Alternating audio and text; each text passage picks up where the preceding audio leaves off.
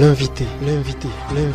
Lieutenant Marquet Longo, bonjour. Bonjour, monsieur le journaliste. Vous êtes le porte-parole du gouverneur militaire du Nord Kivu et du secteur opérationnel Sokola 1 Grand Nord. Pouvez-vous nous faire un état des lieux de la situation sécuritaire et humanitaire actuelle dans cette province? Actuellement, la province du Nord Kivu, comme vous la connaissez, elle est menacée par plusieurs factions rebelles. Premièrement par cette coalition AFC M23 qui attaque la République démocratique du Congo et précisément la province du Nord Kivu sous la houlette du Rwanda. Nous avons aussi cette menace terroriste ADF MTM SCARP qui menace et qui tue nos populations. Nous avons aussi ces groupes armés réfractaires qui n'obéissent pas aux normes de la République. Donc la province du Nord Kivu est une province qui est actuellement sous menace, mais avec l'avènement du général-major Somo Kakule Evariste, gouverneur de province, ayant été nommé par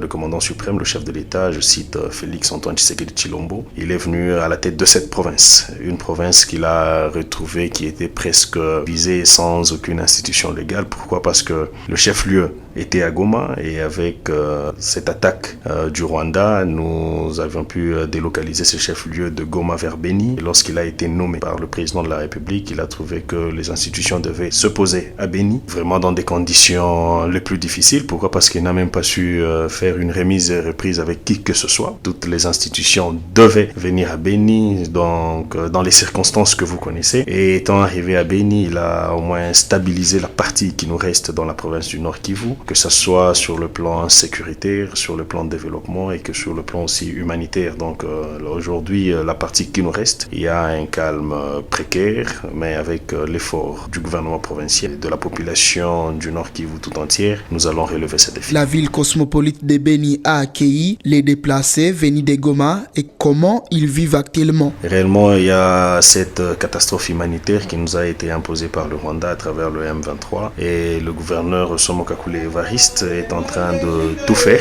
pour essayer un peu de stabiliser cette position humanitaire. Et le gouverneur de province ne cesse de les assister sur le plan humanitaire et il y a plusieurs organisations humanitaires qui sont venues aussi à la rescousse. Depuis que la ville de Beni est devenue chef-lieu de la province, quelles sont évidemment les principales transformations observées sur le plan économique? Ayant été nommé par le chef de l'État, le commandant suprême des forces armées de la République démocratique du Congo, le gouverneur, le général-major Somo Kakule Evariste, a axé sa politique sur 3 piliers. Il y a le pilier sécuritaire. Pourquoi? Parce que nous sommes une province à état de siège et sous menace. Et à part ce pilier sécuritaire, il a aussi opté pour le pilier développement dans les cadres des infrastructures. Pourquoi? Parce que la province a été vraiment reculée. Les infrastructures sont un atout pour la sécurité. Pourquoi? Parce que quand il y a par exemple des interventions militaires qui doivent se faire à Mangourjipa dans le secteur de Bapéré ou bien du côté Lubero Centre,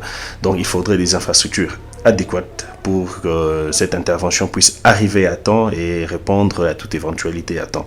Voilà pourquoi il a axé cela sur les infrastructures. Et aujourd'hui, nous sommes sans ignorer que du point de vue infrastructure, aujourd'hui, le général Somo Kakule Evariste est nommé réellement comme un grand homme des chantiers parce qu'aujourd'hui, il y a l'aéroport de Mavivi, de Beni Mavivi, qui est en reconstruction. Pourquoi? Parce que la piste a été de au moins 700 mètres et aujourd'hui, nous allons vers le prolongement de cette piste qui doit atteindre 3600 mètres. Pourquoi? Parce que la ville de Beni doit aujourd'hui être désenclavée et commencer à accueillir les grands cargos. Il y a l'aéroport de Walikale qui est aussi en construction. Pourquoi? Parce que Walikale était devenu un coin très reculé. Et au-delà de cela, toujours dans le cadre développement infrastructure, le gouverneur de province a voulu désenclaver la plupart de villes et des quartiers du territoire de Beni, territoire de Lubero, territoire de Walikale, ainsi que de 2 grandes villes de Beni et de Butembo. Et c'est là par la construction d'un projet de renom de la construction et de la réhabilitation de 100 ponts. Et c'est là est déjà en cours d'exécution avec quelques ponts déjà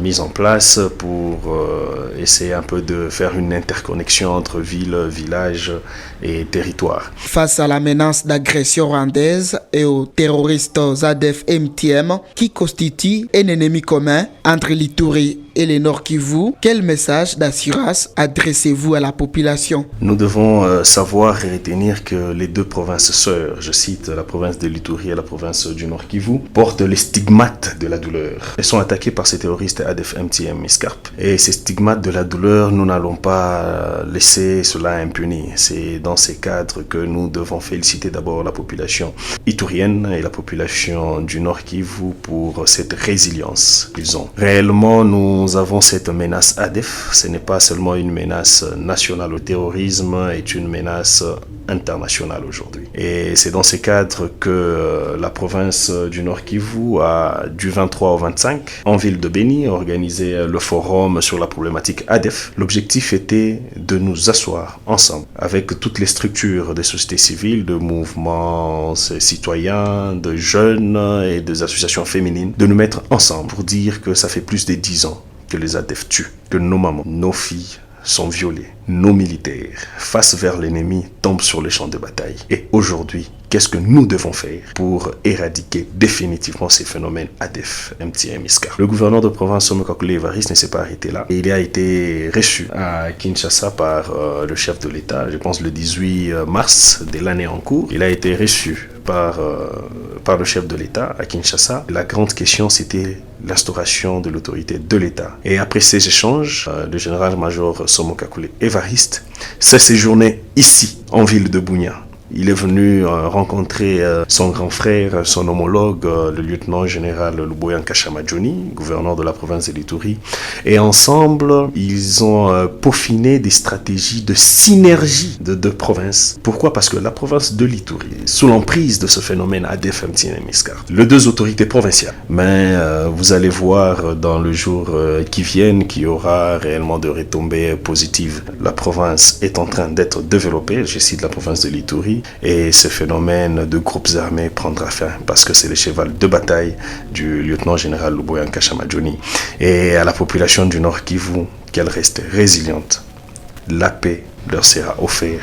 Pas seulement cette paix, mais aussi ce développement durable. Lieutenant Marc Elongo, la radio-télévision FRDC Ituri vous remercie. Je ne peux pas aussi partir sans toutefois féliciter la radio FRDC Ituri, qui est chapeautée par le lieutenant Jules Ngongo.